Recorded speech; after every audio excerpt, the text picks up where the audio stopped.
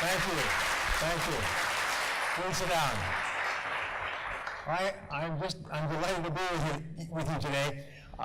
25 years ago, Kyle came up to my office and we started talking. He said, could we do a seminar series with you and Jim Rohn around the country? And that began our working together 25 years ago.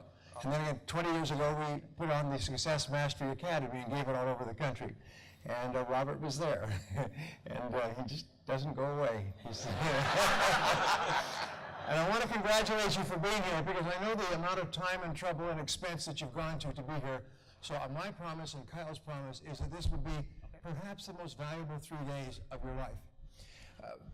I come across ideas. I read about 3 hours a day continually, and every so often I come across an idea which is really helpful to me. And one of the ideas was this, is that every change in your life comes about when your mind collides with a new idea. If you could imagine shooting pool, and you hit the ball, and the ball goes off in a different direction. So you can be going on in life like this, and then your mind collides with an idea, and your life is never the same again. You get a new insight, you get a new idea, something happens, something changes.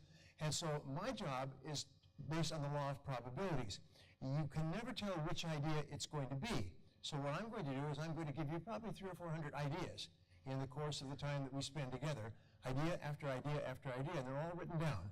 And any one of these ideas can be transformative if it's the right idea for you at the right time. And you'll recognize it. You'll recognize it. You'll say, that's exactly the idea. So we say, catch the idea and write it down. Catch the idea and write it down. If I say something to fill in a blank, which you'll see, and you get an idea that, write it in the margin. Write the idea, because if you don't, the idea will go through your mind like a comet, and you'll miss it. So the rule is always, for the rest of your life, when an idea shoots through your mind, catch it quickly and write it down. Napoleon Hill once said, when you think it, ink it. Which, whether he said it or not, I don't know, but it's still a very good idea. Capture it on paper. Many people's lives have been transformed by waking up in the night with an idea, jotting it down on a piece of paper, falling asleep, and waking up in the morning and seeing the piece of paper and not even remembering that they'd done it, but the idea changes their life. And that is our goal for you and I today. When I started off my career, I started off quite humbly. I did not graduate from high school. I finished in the half of the class that makes the top half possible. And I was kicked out of schools, I was expelled, I was suspended, and I went from place to place. I left in the 12th grade, and the only job I could get was a job washing dishes in the back of a small hotel. And when I lost that job, I got a job washing cars in a car lot. And when I lost that job, I got a job washing floors with a janitorial service. I thought washing was in my future. Quite honestly, my wife is always giving me things to wash, all of our married life. She says she doesn't want me to lose my edge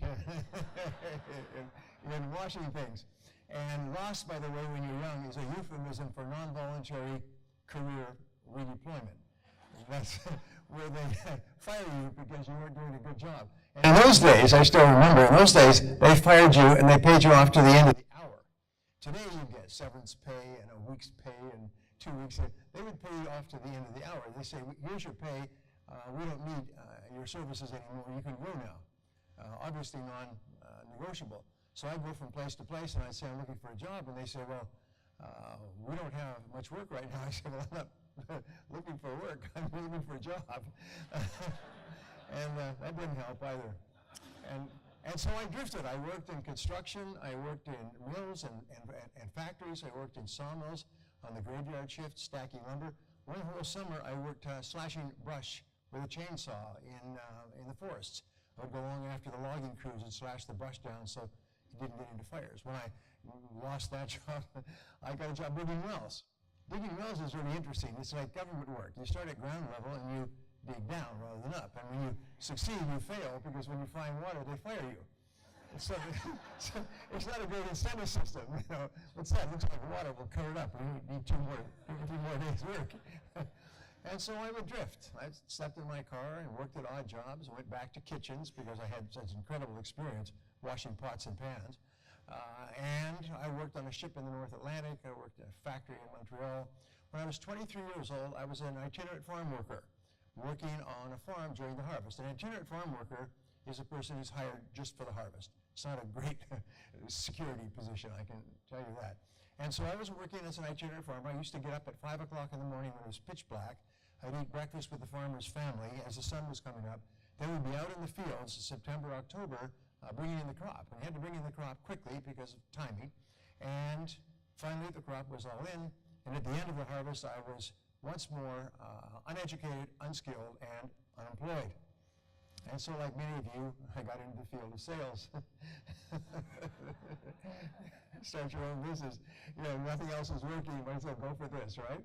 And so I struggled in selling, and I struggled and struggled. I worked for 6 months, and then one day, I noticed there was one guy in our company who was making 10 times as much as anybody else. And he was selling the same product out of the same office to the same people at the same prices under the same conditions. I was getting up at 6 o'clock in the morning and going out and knocking on doors from 8 o'clock when people came to work.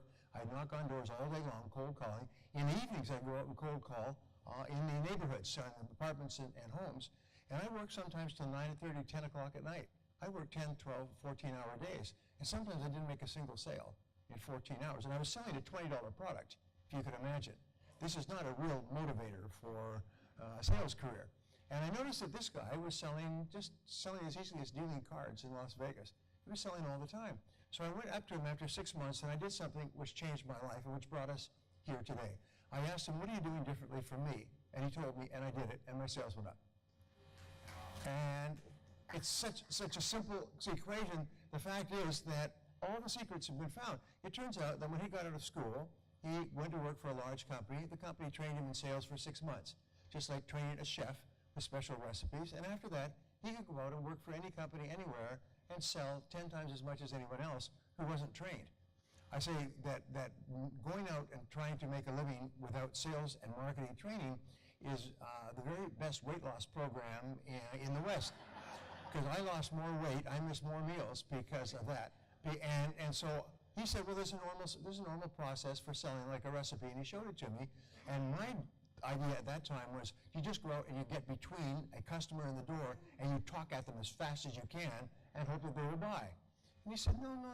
He said, you ask questions to separate prospects from suspects. You ask questions to build rapport. You ask questions to find out what the customer wants and needs and how you can help them. And then you demonstrate that what we're offering is the perfect solution to what he or she wants. And then you answer any concerns that they have and ask them to buy the product. Couldn't believe it. So I became a lifelong student of sales. Within 1 year, my income had gone up 10 times. Within a year and a half, I had 95 people working for me in 6 countries. I'd gone from literally a poor boy with no future to running a six-country operation as a vice president for an international firm. I had apartments in 3 cities. I couldn't believe it. I was flying around on jets and going to first-class restaurants and living on the lake in Zurich. It was just unbelievable by simply learning how to do it. So over the years, I have spent about an average of 3 hours a day for about 50 years, about 150,000 hours studying and looking for the answers to the question, why is it that some people are more successful than others? And today, in the time that we have together, I'm going to give you as many of these ideas as I possibly can. My goal is to help your mind to collide with a new idea, to get a new insight, to see how you can be doing something differently. And sometimes one idea can be worth $1 million. I've had several occasions where I listen to audio programs all the time, where I'm driving along and I hear an idea, and within 2 years that idea has translated into $1 million worth of additional business. Just simple ideas, and I will share them all with you. So have you got your workbooks handy? Say yes. All right. And what I've done is I've had my staff prepare let's see if we've got this here. There we go. I've had my staff prepare an overhead projector, a PowerPoint for you. So what I'll do is I will give you the ideas, and the ideas will appear on the screen. You can write them down so that you personalize this workbook, and then I'll explain to you what each of these ideas looks like, or what they actually mean. So we say more potential than you can use in 100 lifetimes. Ta-da! And this is a real shocker to me. When I was 21 years old, I had one of those ideas that collided with my mind.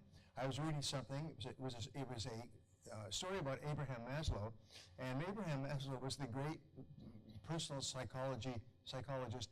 In 1947, he made a switch which transformed the world.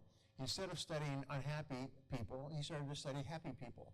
instead of studying people who had a lot of psychological problems, which all of psychology had done from Sigmund Freud, he started to study people who were really happy and fulfilled, what he calls self-actualizing. Just really felt wonderful about themselves, got along wonderfully with other people, were happy with their work, and he began to study them and began to teach what characteristics they had. Well, this book that I read was a book that sort of taking his psychological studies and dumbing them down for the average person. And one of the things it says is the average person has more potential than they could ever use. We'd heard for years that the average person only uses 10% of their potential. And what he concluded was the average person uses about 1 or 2%. And all the rest is reserved potential.